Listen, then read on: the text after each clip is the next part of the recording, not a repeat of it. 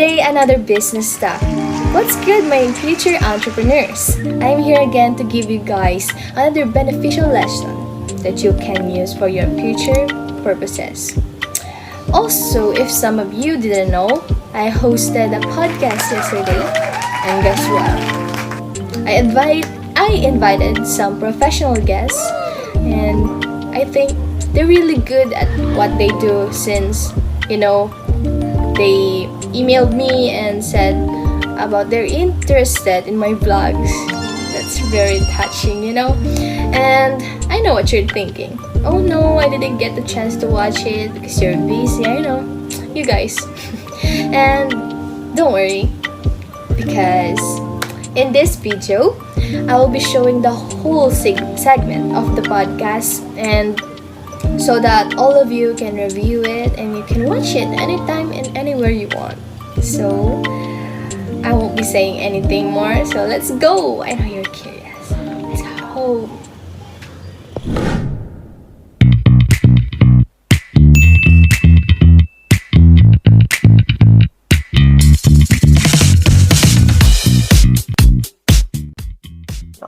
Good day, entrepreneurs and business aspirants. Today, we are hosting another podcast that will help you to improve your mindset as a business owner and being a responsible leader. Furthermore, I have invited some guests that are professionals in their fields. They will give their opinions and advice on the different problems that a businessman faces during the pandemic. Now, let me introduce to all of you our amazing guests for today. Let us start with Mr. Codey Capati, a business owner who faced great hardships when the pandemic entered our country. Hi everyone, my name is Codey Capati. I am a businessman and I am the owner of Soriano Gutom restaurant, which is Samielle, and it is located in North Caloocan. Thank you for inviting me to be part of this podcast. Greetings everyone, thank you for inviting me here. I am Filicity Cabanilla, a proficient business consultant from Quezon City, and I work closely with business owners and managers to improve company operations and efficiency. Good day to everyone, I am Juliana, a financial advisor, and I'm grateful for letting me take part in this broadcast. Hello, thank you for having me, Samielle. I am Shekaira Calingasan, a quite known professional accountant working and residing in Manila. Hi everyone, I'm honored to be part of this podcast of Samielle. I'm Sarah Angela Reyes, a sociologist expert. Hello everyone, I'm Danica Dimacali and I own a small business here in Caloocan. If you love pre-loved clothes, please come visit our store. Greetings to all of you. I am Keitlyn Soriano, an owner of a Korean-inspired small carinderia located near Sabarte Road. Feel free to visit us sometime. Hi everyone, my name is Yisha Resurreccion, owner of Sari Sari store in Bagong Silang. You are all welcome to visit my store. Hello, I'm Talavera and I am the owner of Black Perfume, a small business in Caloocan. Please come to my shop. Before we proceed to the next segment, I would like to send my thanks to everyone who sponsored today's podcast and to our lovely guests who made an effort to attend today. Thank you all so much. Now, I would like to ask Mr. Capati to tell us his journey as the owner of Samgyeopsal business and what strategies he implemented to overcome the challenges. Hello guys, now I will just share my experiences before, during, and after having a business. So I started my Samielle restaurant in January 2019. My family and I created our own recipes and mixtures that will fit in the meat. The supplier of the meat was my friend Jobert, so we trust each other and create a business which is Samielle Resto. It was hard to find a perfect place at that time, but thanks to my friends, I'll be able to find the perfect spot in North Caloocan. First, I have only a few customers because it is not popular yet in North Caloocan. So we created social media accounts or pages that will help my business to be popular and spread to other people. So because of that, my business was already improving and increasing, and also I'll be able to find employees that make my business grow more. The improving of my business started in February 2019. I'll be able to find another spot and it is in Fairview.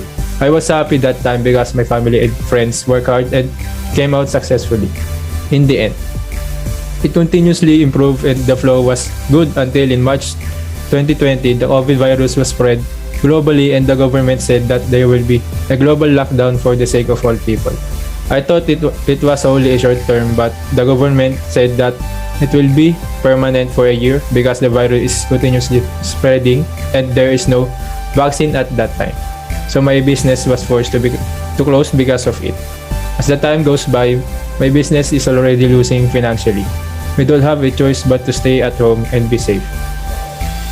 As the time goes by, the flow of the pandemic is decreasing because the government already approved the vaccine, so they set it to alert level 2 so all of the business can open because of it.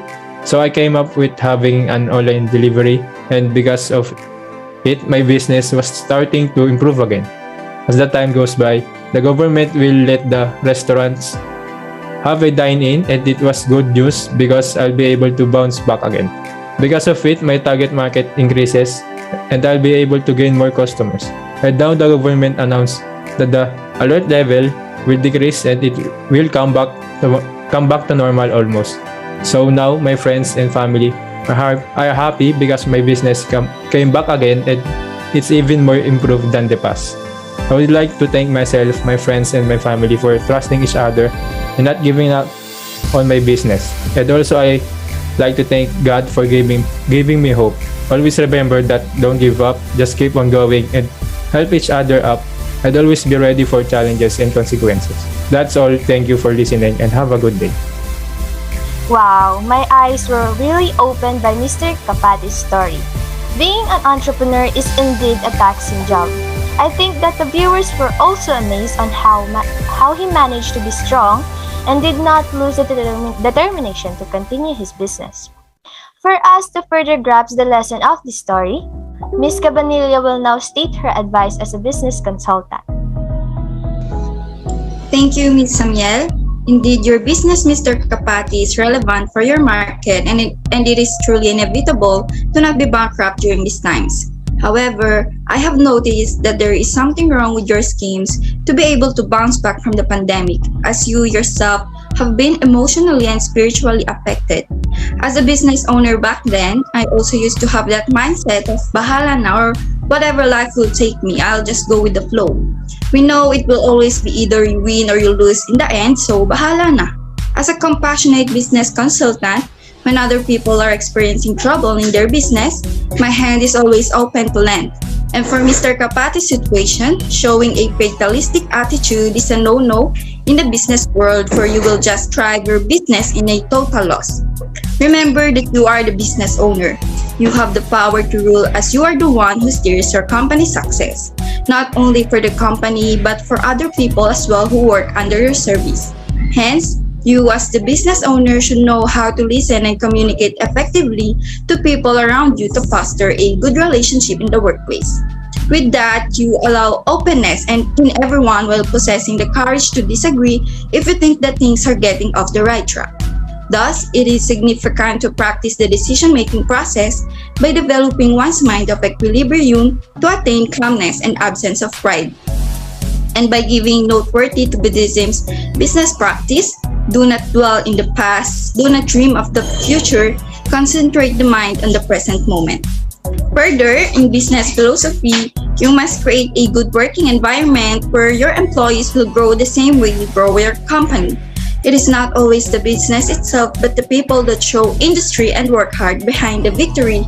So let your employees seek the fulfillment they deserve by cultivating commitment to your people. Accordingly, we should not only specify our business to have different philosophies, but to apply some belief systems as well upon working on your business and working in your business. Simultaneously, every company aims to be diverse by managing differences and harnessing diversity in the workplace. On the other hand, I am well gratified that Mr. Capati does not possess Ningas Kogon as conspicuous He is enthusiastic and optimistic to finish what he started and continue his business despite all the hardships he encountered, especially as the pandemic arose. Plus, Mr. Capati have been a good leader to his employees, showing his proudly Filipino values, being delicadeza, to behave morally on the job, and pakikisama to maintain a healthy relationship towards other people. And lastly, I can definitely see his ability to survive and cope with every setback that may occur, as it is natural to Filipinos to have strong faith and religiosity.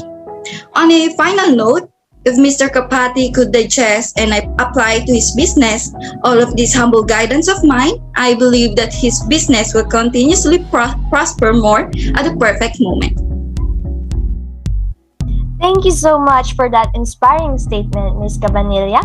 I can really feel your dedication in your job as you were speaking. As we all know, a business will never be successful if the owner doesn't know how to properly manage their income. That is why Ms. David is here to give us advice. Thank you, Miss Samielle, and hello again to everyone. As you can see, guys, you can see me since as of now I'm having technical errors in my camera, so I apologize for that. I am truly amazed by Mr. Capati about how he overcame those obstacles, and now he has a flourishing company. Well, especially when we are talking about money, our decisions with it, how we invest, how we would handle it. It is indeed really a complex topic and a thing to do. Now that we have this pandemic that we are facing right now, we really need to secure our needs financially. Even before the pandemic, as a financial advisor, it is advisable to have an investment, an asset that will support you in any situation in the future. Let's take my experience before and after the pandemic as an example. Before I got my job, I am just an ordinary fresh grad that is looking for jobs. Since I am just a starting worker and I just graduated in finance that time, I explored different financial jobs that will let me earn for me to be able to have an investment and turn it into my assets.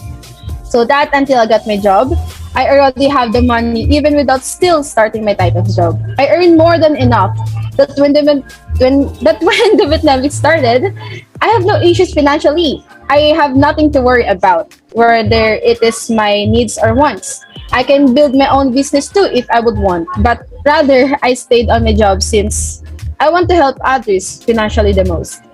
When spending money and earning money, it needs balance and a good handler, a good role model to be specific. You should be a good role model, not just for the sake of others, but for yourself, guys, importantly. You should know your limitations, responsibilities, and should be confident in everything you handle. Above them all, you should know what you are doing. Especially when you are planning to build a business just like Mr. Capati, that is huge goals, and broad plans for his company. Well, there are several solutions when you want to purchase something, or you really don't have the money to invest or to pay for your liabilities. Then there are loan banks that you can borrow money from, such as BPI or BDO, and many more. There are process and requirements needed for it to take place, just like the process and requirements in BDO, where the SME loan process is a step-by-step, whereas the step 1 is check your qualifications, step 2 is prepare the documents, step 3 submit application form and requirements. While in the requirements, we have here the basic documents where your accomplished and signed application form. You have a copy of one valid ID, a marriage contract, photocopy of audited financial statements for the last 2 years with latest ITR, bank statements for photocopy of passbook for the last 6 months, certificate of business registration with BPI, business background or company profile, articles of partnership, and certificate of registration issued by SEC. Any of the following, whether it's certificate of registration issued by SEC, or latest attended articles of incorporation and bylaws, or list of elected officers, or general information sheet, or board resolution or secretary certificate. And also, you need collateral and support documents, such as photocopy of title, lot plan with vicinity map, tax declaration, special power of attorney, SPA, or if applicable only. For construction loan, we have here is the building or floor plan of proposed improvement, bill of materials, specifications of proposed finishes, and lastly, for refinancing or loan takeout, you need a statement of account from current bank, official receipts for the last 3 months, and other documents may be required upon evaluation. That's all. Thank you so much, Ms. David. As you said, financing and monitoring every income that you receive is not an easy task. But after listening to your advice, I learned new ways to make things easier. For more money-related problems, let's hear the opinion of Ms. Calingasan. Thank you. Hello again, everyone. I'm Shekaira. And now I will be further tackling the bahala na the Filipino values. We all know that we, Filipinos, get the habit of saying bahala, especially when we are in a situation where we feel lost, just like in Codey's situation. Saying bahala na when we do know that our business is near to getting bankrupt, but don't know how to handle and get out of that kind of situation. Then soon, it will lead to worst case scenarios, such as the need to close our hard-earned business. So what's the best way to prevent or at least be ready to face this occurrence? Of course, we must solve and be innovative immediately, instead of just hoping that we will recover the lost funds in no time. Also, there are non-bank institutions where anyone can borrow money for a particular use. Social Security system is one of them. It is a government financial institution in the Philippines. SSS is in charge of providing Social Security benefits to private sector employees. In the event of a worker's death, disability, sickness, maternity, or old age, Social Security ensures a replacement income. The Social Security Act of 1954 went into effect on September 1, 1957. In the filing procedure, a client may file a wage loan application at the branch closest to his or her residential area or business. A subscriber who has created an account on my.sss can apply for a salary loan online. Unemployed member's salary loan application will be sent to the employers at my.sss account for authentication. Hence, the employer must likewise have an SSS web account. OFWs can also apply for a wage loan at the SSS foreign representative offices in a variety of countries. They may mail their registration and related documentation to relatives in the Philippines and permit them to file at the SSS branch if there is no SSS office in their country. The Philippine Consulate Embassy must validate or certify documents issued in another country. In terms of application requirements, these documents are needed. For member borrower, first, member loan application form. Second, SSS digitized ID or ED6 with any two valid IDs, one of which with recent photo. Then, if filed by member borrower's authorized representative, first, member borrower's duly accomplished member loan application. Second, authorized representative's SS card or any two valid IDs, both with signature and at least one with photo. Third, letter of authority signed by both the member borrower and member borrower's authorized representative. Lastly, member borrower's SS card or any two valid IDs, both with signature and at least one with photo. Then, if filed by employer or company's authorized representative. Member borrower's duly accomplished member loan application is needed. Second, authorized company representative, card issued by SSS. Third, letter authority from employer with any two valid IDs, both with signature and at least 1 year photo.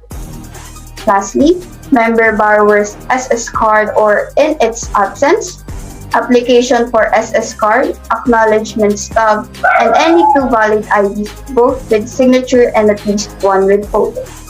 For the reminders, original or certified true copies of the supporting documents should be presented during the filing of the claim. Truly remarkable, Miss Calingasan. Even in the field of business, humans can avoid negative attitudes. It is given because we are not perfect beings. Thank you so much for giving an advice on how to avoid those behaviors and for telling us how useful it is in loaning in non-bank institutions. Now that we're talking about human behavior, Ms. Reyes will be discussing how society influences business. Hello everyone. Once again, I am Sarah Angela Reyes. With all the advice we acquired from the various professionals here on our podcast, we can truly demonstrate that a businessman's behavior and social lead in various fields such as social, political, and being an individual need to develop correctly and properly because these are the ones that you will be with and have a significant impact on how your business is conducted. In my life as a sociology expert in our society, I always encounter people who are dealing with various problems. I observe some of how they think and provide solutions to the problems or trials they are facing. Many people were greatly affected when COVID-19 arrived in our country, and I see in the situation of Mr. Codey Capati that he had a difficult time with the first changes that he had to be made to keep the business going despite the situation during the pandemic, which was not fulfilled because he had a deficiency as a business leader, which caused the losses of his business. Now that Mr. Codey Capati is eager to restore his company's former vitality, he can use it as a foundation to gradually rise from the situation. Mr. Capati can use this tiny portion of strength to begin developing himself, regaining strength and commitment, considering the reasons why he wants his business to succeed, as well as beginning to consider and develop the deficiencies he had as a leader of his business. To be an effective leader, you must possess traits such as ability to rule, which enables you to lead teams that rely on your leadership.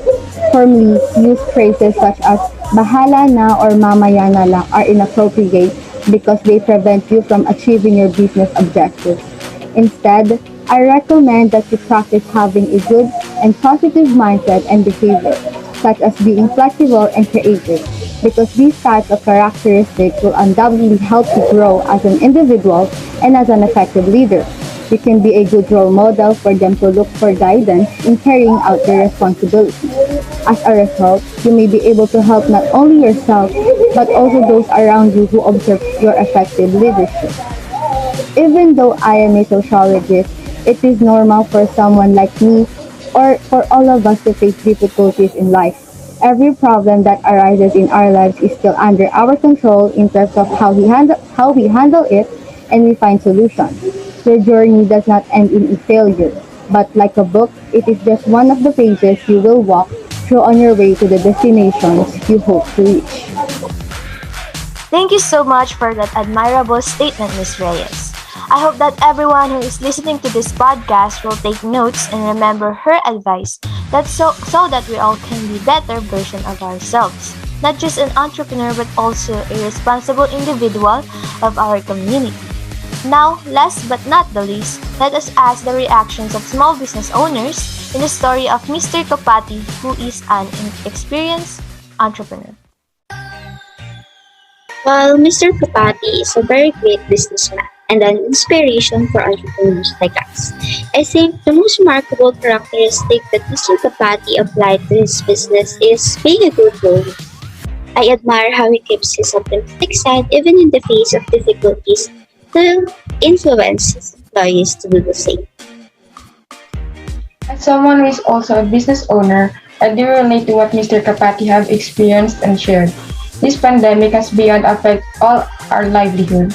A lot of businesses have also been forced to close down. It has been indeed difficult to cope up with all the losses that this pandemic has taken from us.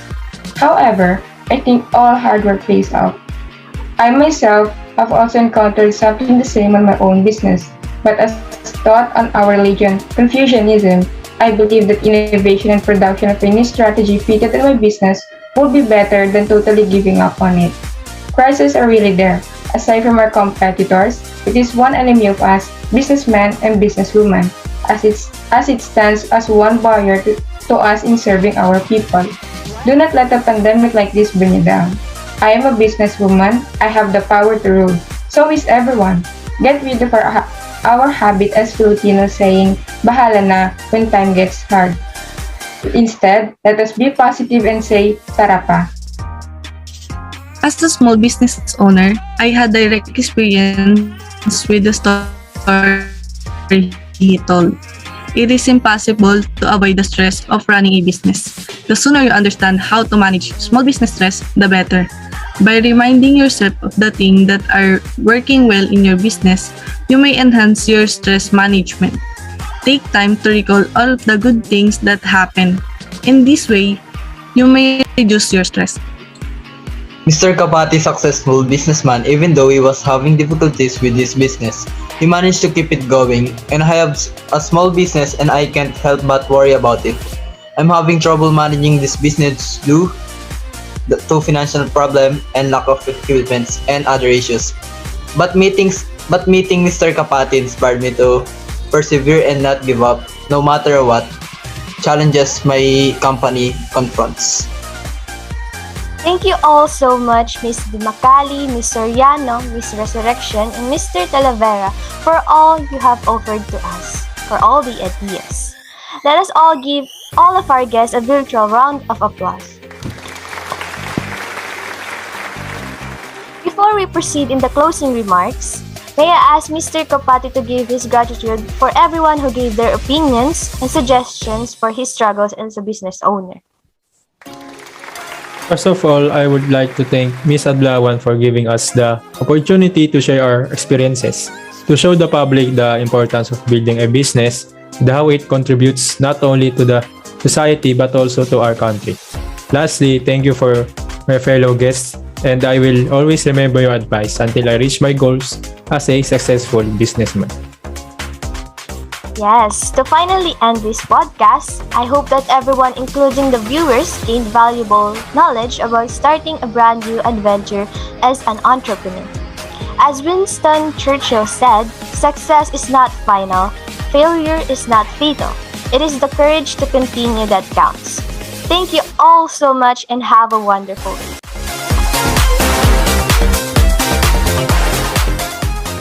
So that's it guys for today's video, and I hope that you watched the podcast until the end, and I hope that you learned so much from it, and I hope that you will use it for your future purposes as an inspiring business owner. Wow, that's very informative, especially for the aspiring business owner like me. At first, I thought that the key in having a successful business is just having a business mindset and a hardworking owner. But I guess, knowing how to manage your emotion, values, character, and the society that we live in is also matters. From now on, I'll be more extra careful and considerate. 1, 2, 3, go.